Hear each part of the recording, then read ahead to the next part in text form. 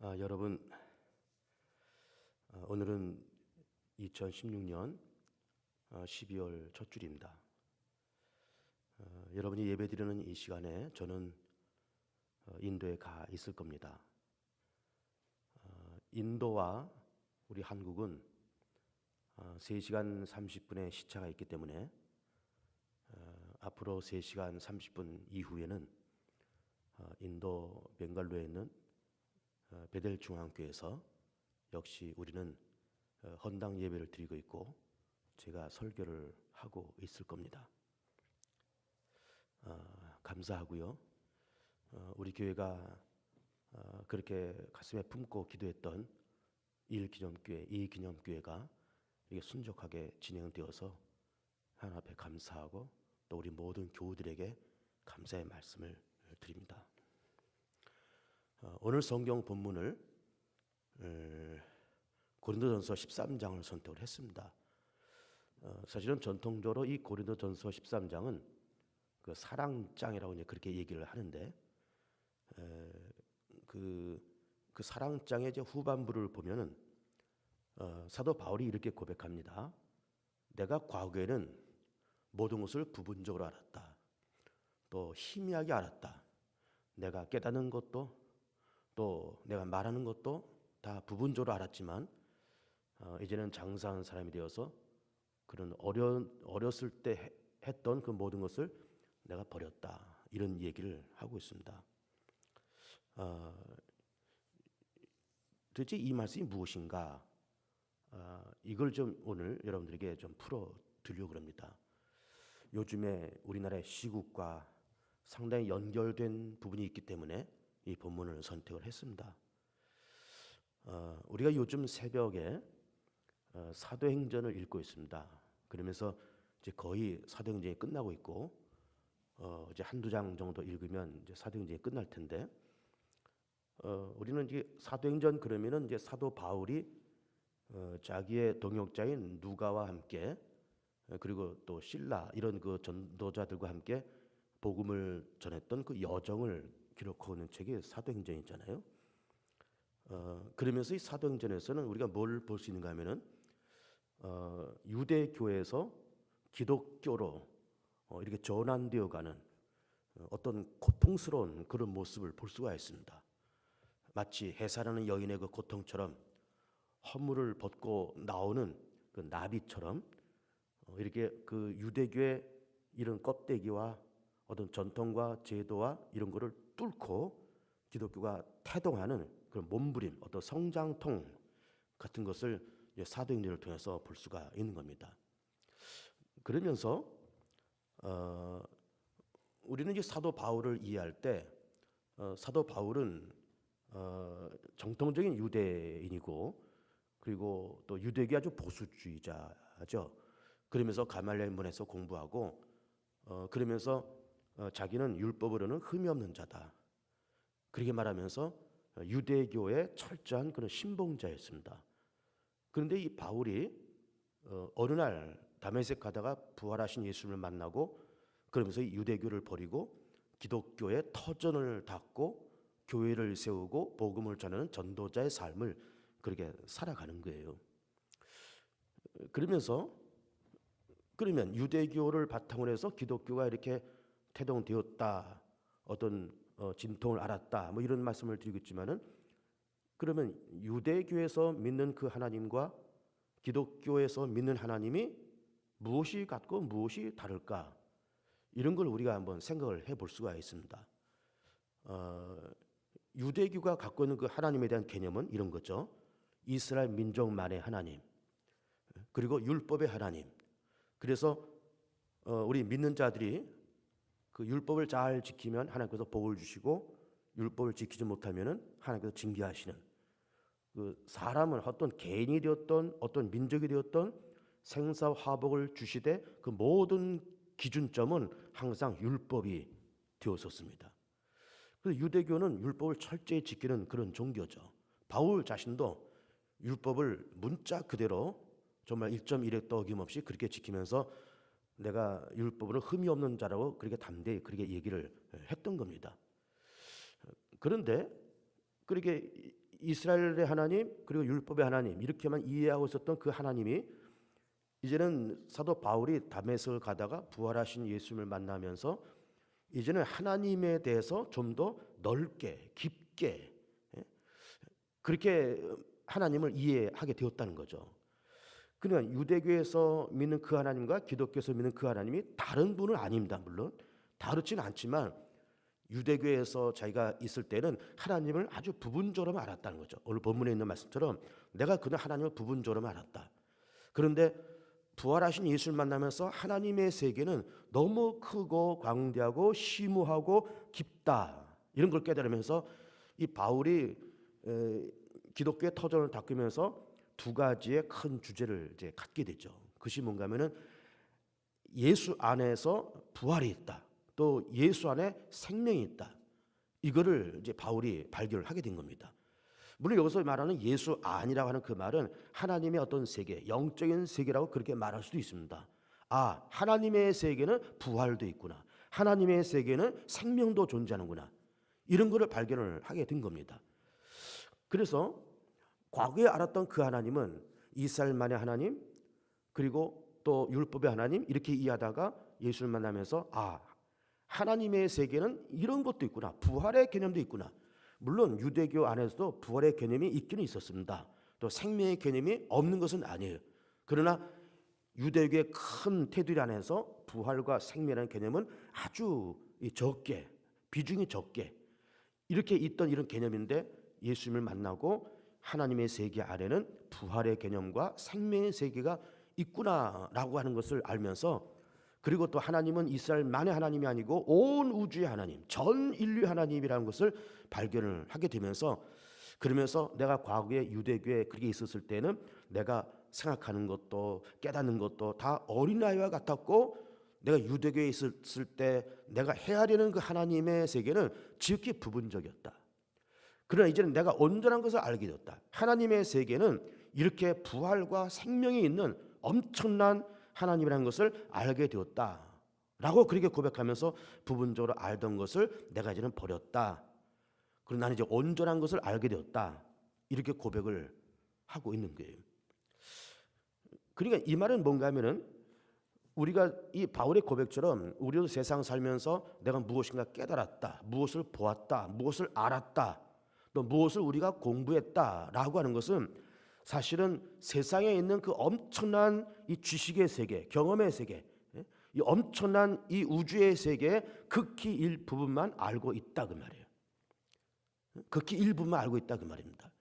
그 예를 들면 어떤 사람이 대학에 들어가서 학사학위를 받고 석사학위를 받고 박사학위를 받아서 물론 뭐 박사학위가 없는 사람보다는 박사학위 있는 사람이 더 많은 것을 알지라도 사실은 그렇게 안다는 것도 굉장한 지식의 세계와 지혜의 세계의 극히 일부분만 알고 있는 거예요. 극히 일부분만. 그리고 그 일부분만 안다는 것만이 문제가 아니라 오늘 말씀을 보면은 희미하다. 희미하다. 이런 말씀이 나와요. 12절에 그런 말씀이 기록되어 있지 않습니까? 지금은 우리가 거울로 보는 것 같이 희미하나. 그러니까 우리가 안다는 것도 부분적인 것이고 부분적으로 안다고 하는 그것조차도 사실은 희미한 거라는 거예요. 내가 뭘 공부했다, 뭘 알았다, 뭘 경험했다, 어떤 확신이 생겼다라고 하는 것도 엄청난 하나님의 세계에 비유하면은 부분적인 것이요 동시에 희미한 거다 그 말이에요. 아주 희미한 거다. 진화론자들은 진화에 대해서 이렇게 얘기합니다. 인간의 조상은 원숭이다. 그리고 인간과 동물은 크게 다를 바가 없다. 이렇게 얘기합니다. 그 왜 다를 바가 없다고 얘기하는가 하면은 그 짐승들의 세계는 이렇지 않습니까? 먹고 자고 배설하고 번식 활동하고 이것이 짐승들이 그렇게 살아갑니다. 그런데 인간도 역시 먹고 자고 배설하고 번식 활동하고 그러니까 짐승도 그렇게 하고 인간도 그렇게 하니까는 인간과 짐승의 세계는 크게 다를 바가 없다. 이렇게 얘기하는 거예요. 그래서 인간은 원숭이로부터 그렇게 진화되었고 그저 원숭이보다 조금 더 지능적으로 뛰어날 뿐이다. 이렇게 이야기를 하는 겁니다. 그래서 진화론을 얘기하지만은 그러나 그렇게 진화를 말을 하는 그 사람들도 사실은 공부를 많이 하는 사람들이고, 뭐 대학에서 생물학을 공부하고 진화 생물학을 공부해서 박사학위를 받고 세계적인 논문을 발표해서 그런 어떤 생물학계의 그런 한 축을 이루는 그런 사람들이 그렇게 말을 하지만, 그렇게 말을 하는 것은 하나님의 세계에 대해서 정말로 지극히 부분적인 것을 아는 것이고, 또 안다고 하는 그것조차도 사실은 희미한 것을 알고 있다 이 말이에요. 희미한 것을. 그러니까 우리 인간이라는 존재는, 물론 이 인간도 본성이 있어서 먹어야 되고 자야 되고 또 번식도 해야 되고 배설도 하고, 이것이 인간적인 활동 아니겠습니까? 그럼 동물도 그렇게 하고 사람도 그렇게 하니까 뭐 별 차이가 없다 그렇게 말했지만은 그렇지 않다 이 말이에요. 그들이 말하는 것은 부분적이고 희미한 거다 이 말이에요. 물론 사람도 다 그렇게 본능적인 그런 활동을 하긴 하지만은 우리 사람에게는, 짐승에게는 존재하지 않는 어떤 이성, 양심, 자유, 그리고 영혼을 사모하는 마음, 진리를 추구하는 어떤 생각, 용서할 줄 알고 사랑할 줄 알고 배려할 줄 아는 이런 마음, 이런 마음이 우리 인간에게 있는 겁니다. 이것이 하나님의 형상인 겁니다. 짐승에게는 본능만 존재하기 때문에 먹고 마시고 번식하는 활동을 하지만은 짐승들의 세계에서 하나님의 형상이 없기 때문에 그들이 영혼을 사모하고 진리를 추구하고 행복을 추구하고 그렇지는 절대로 아닌 겁니다. 그러니까는 그런 진화론자들이 그렇게 말을 하는 것은 인간과 짐승이 크게 다를 바가 없다라고 말을 하지만, 그렇게 말하는 그것도 결국은 하나님께서 만들어 놓은 이 온 우주 만물의 한 부분적인 것을 말을 하고 있는 것이고, 그것조차도 또한 희미한 것을 말을 하고 있다 이 말이에요. 말을 하고 있습니다. 부분적이다, 희미하다, 이런 얘기를 지금 제가 자꾸 드리고 있는 겁니다. 예를 들면 이런 예도 드려보겠습니다. 여기 이제 박정호 목사 서 있습니다. 여러분들이 박정호 목사를 뭐 여러 가지로 평가를 할 겁니다. 아, 우리 목사님 키가 좀 작으셔. 이제 그렇게 말씀하지만 그 말이 맞는 말이지만, 박정호라고 하는 인간을 설명하는 데는 그것은 역시 부분적이고 희미한 거예요. 그 말이 맞긴 맞지만 부분적이고 희미한 거예요. 우리 목사님은 성질이 더러워. 그 말이 맞기는 맞지만 그것도 박정호라고 하는 인간을 설명하기에는 지극히 부분적이고 또한 희미한 겁니다. 그러니까 우리가 세상에서 무엇을 안다, 경험했다, 공부했다 라고 하는 것이 사실은 엄청난 하나님의 세계에 비유하면은 다 부분적인 것이고 희미한 것에 지나지 않는다, 그런 이야기예요. 우리가 대부분 그 스마트폰을 사용을 합니다. 그럼 그 스마트폰에 각종 어플리케이션이 깔려 있습니다. 우리는 그것을 흔히 앱 이제 그렇게 얘기합니다. 뭐 이미 스마트폰 안에 기본적으로 앱이 깔려 있고, 또 새로운 앱을 우리가 다운받아서 이렇게 심어놓고 그렇게 합니다. 그렇게 다양한 기능이 있는 스마트폰을 우리가 가지고 다니지만은, 우리가 사용하는 스마트폰의 기능에 비해서 우리가 사용하는 거는 사실은 뭐 10%나 사용을 할까? 20%나 사용을 할까? 뭐 저만 같아도 뭐 스마트폰 가지고 다니지만은 뭐 전화 걸고 받고 뭐 문자나 카톡이나 뭐 기타 뭐 한두 가지 앱, 요 정도 사용할 뿐이지 뭐 그렇게 뭐 깔려 있는 그 수천 수만 가지 앱을 사용하거나 그러지는 않습니다. 그러니까는 그런 기계조차도 사실은 우리가 그것을 사용을 하긴 하지만은 부분적인 것을 사용하고 있고, 그것도 아주 완벽하게 사용하는 것이 아니라 희미하게 사용하고 있다 이 말이에요. 오늘 본문에 말씀하신 것처럼 사도 바울이 내가 과거에는 모든 것을 부분적으로 알았다. 여기서 말하는 부분적이라고 하는 것은 하나님의 세계를 말을 하는 겁니다. 하나님의 세계에 대해서 부분적으로 알았고, 또 하나님이라는 분에 대해서도 부분적으로 알았다 이거예요. 또 하나님에 대해서도 내가 희미하게 알았다 이 말이에요. 그런데 부활하신 예수를 만나고 나서 내가 이제 온전한 것을 깨닫게 되었고, 그리고 이제는 장사한 사람이 되어서 그 부분적으로 알거나 희미하게 생각했던 그 모든 것을 내가 버렸다, 이런 고백을 하고 있는 겁니다. 뭐 다 아시다시피 우리나라가 요즘 이 박근혜 정부가 참 흔들흔들하고, 또 최순실 사건 때문에 나라가 좀 어수선하고, 뭐 촛불 집회 벌써 몇 번 진행되었고, 참 국내적으로 참 우리 한국이 참 이렇게 화제거리에 올라왔습니다.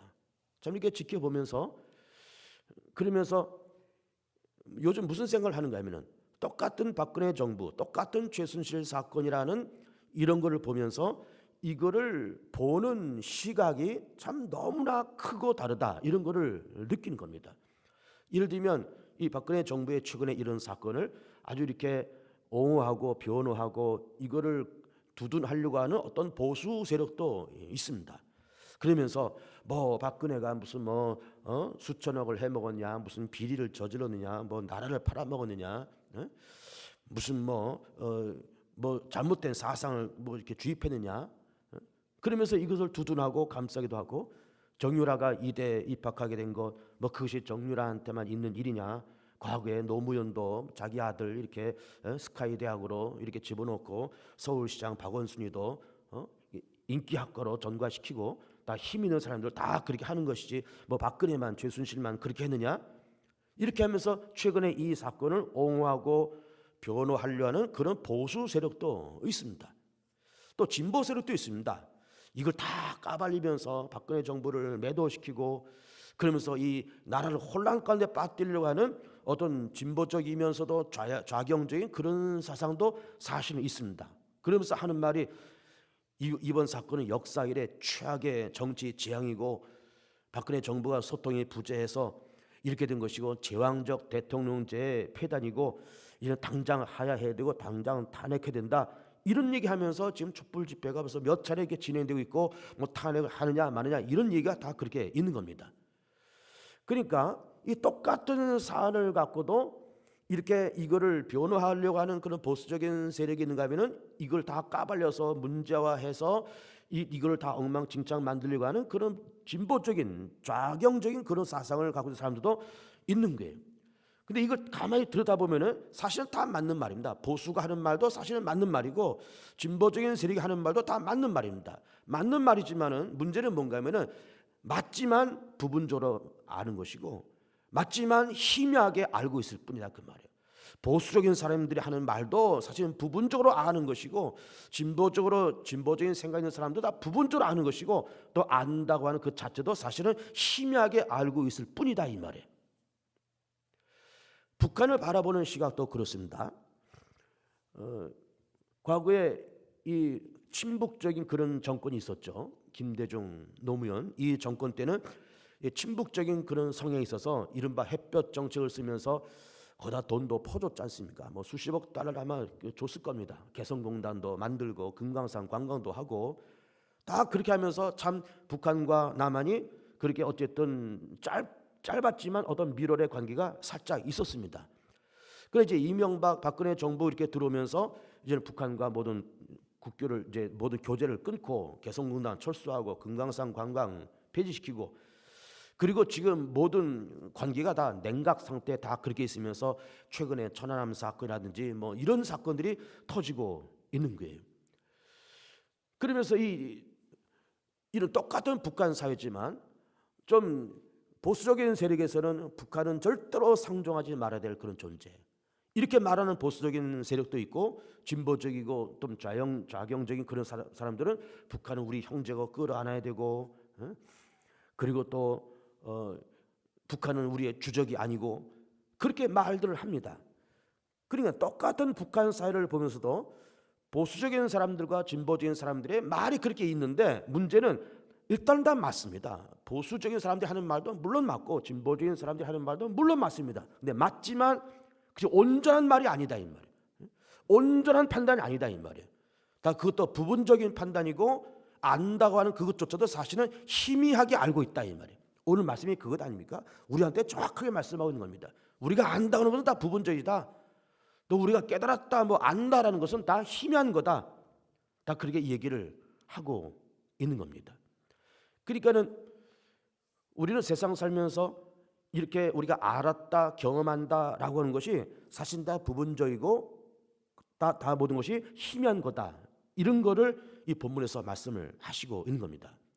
그러면서 이런 말씀 쭉 드리면서 이 말씀을 몇 가지로 결론을 내리고자 합니다. 그 첫 번째는 그러면 우리는 부분적으로 알고 우리는 희미하다라고 그럴 때 우리는 어떤 생각을 가지고 세상을 살아가야 될 것인가? 우선은 우리 자신을 향해서 또 사람들 향해서 또 하나님 앞에서 우리 이렇게 고백을 해야 됩니다. 내 생각은 이런데, 내 주장, 내 생각, 내 판단은 이런데 내가 사실은 온전히 생각하고 온전하게 판단한 것은 아닙니다. 내가 지금 이런 생각을 갖고 있고 이런 계획을 좀 갖고 있는데 이것이 정확한 계획이 아닐 수도 있습니다 라고 하는 겸손함과 자기 비하와 그리고 내려놓음이 필요합니다. 특별히 하나님 앞에는 하나님, 내 생각이 이런데, 내 판단과 내 생각은 이런데, 하나님, 내가 생각이 짧은 사람이고 내가 피조물인데 어떻게 내가 내 삶을 다 그렇게 완벽하게 이끌어갈 수 있겠습니까? 하나님만이 완벽하나니 온전하신 분은 하나님인 것을 내가 믿으니 하나님께서 내 길을 선하게 인도해 가시고, 주님, 짧은 내 소견에 내 인생을 맡기지 마시고 하나님의 전능하신 생각과 계획대로 내 삶을 이끌어 주옵소서 라고 고백하는 것이 이것이 올바른 고백이에요. 두 번째로는 그러면 우리를 그럼 가장 잘하는 사람은 누굴까? 우리가 부분적으로 알고 희미하게 안다 그러는데 그러면 우리를 가장 잘하는 사람이 누굴까?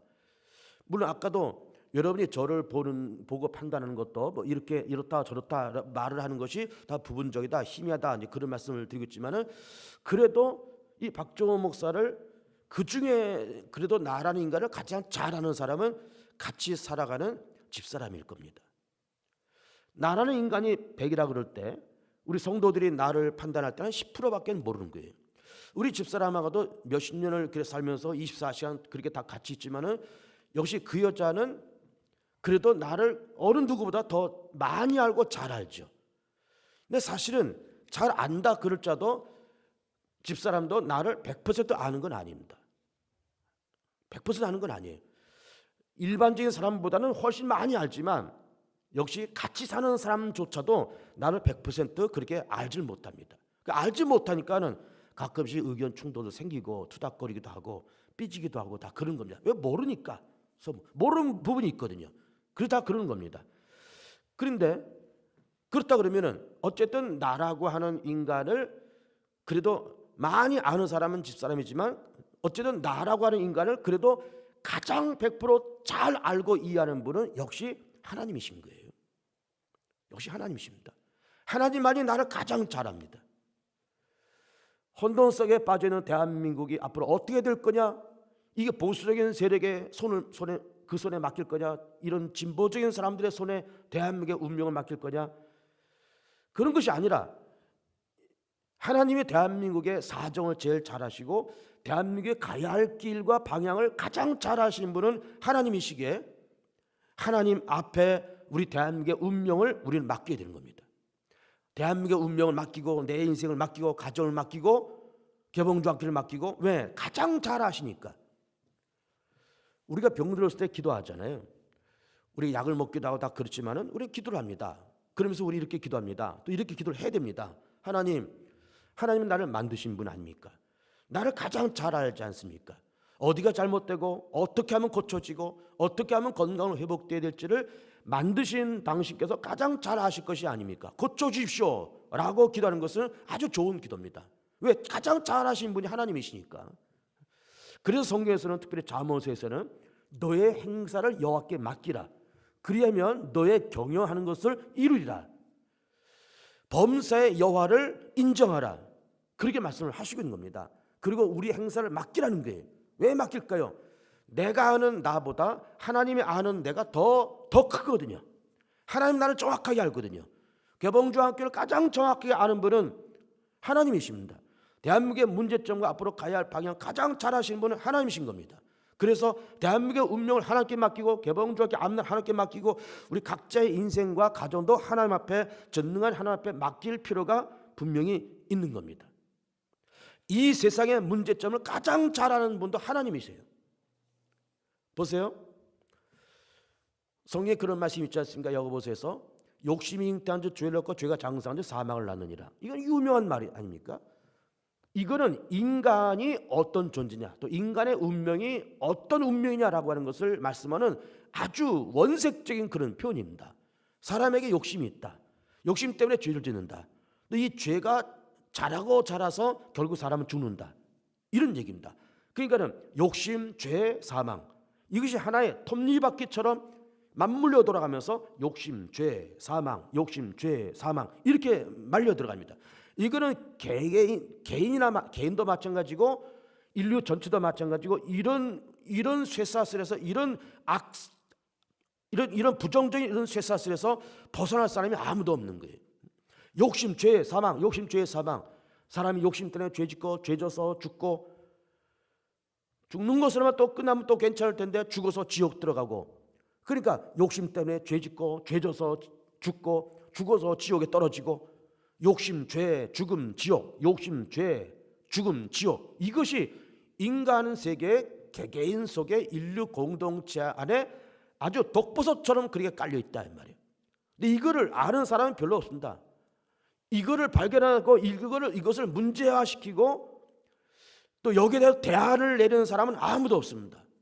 우리 흔히 세상은 말세야, 세상은 말세야, 세상이 이제는 끝장났어. 우리 그렇게 말하지만은 그 세상 말세라고 하는 것은 이 세상에 죄가 많고 범죄가 많기 때문에 말세라고 그렇게 다 우리 한마디 하지만은, 그러면 이 말세라고 하는 그 세상에 정말 왜 그런 말세냐, 왜 이 세상에 죄가 그렇게 관영했느냐라고 하는 것을, 이걸 어떤 원리적으로 말을 꺼내고 거기에 대안을 내놓은 사람은 아무도 없습니다. 아무도 없습니다. 근데 하나님은 인간을 정확하게 아십니다. 인간에게는 욕심이 있다, 죄가 있다, 그리고 사망이 있다, 그리고 지옥 들어간다. 이걸 하나님께서 정확하게 아시면서 이 세상을 사랑하셔서 이 세상을 구원하시려 독생자 예수를 이 땅에 보내십니다. 예수님이 이 땅에서 33년을 사시면서 우리 인간의 허물, 죄, 과거, 현재, 미래 모든 인류의 허물과 죄를 대신 십자가에 담당하시고 십자가에서 장렬하게 그렇게 죽으십니다. 우리 죄를 대신해서 죽으시고 우리 모든 인류의 대표적인 죽음을 그렇게 죽으신 거죠.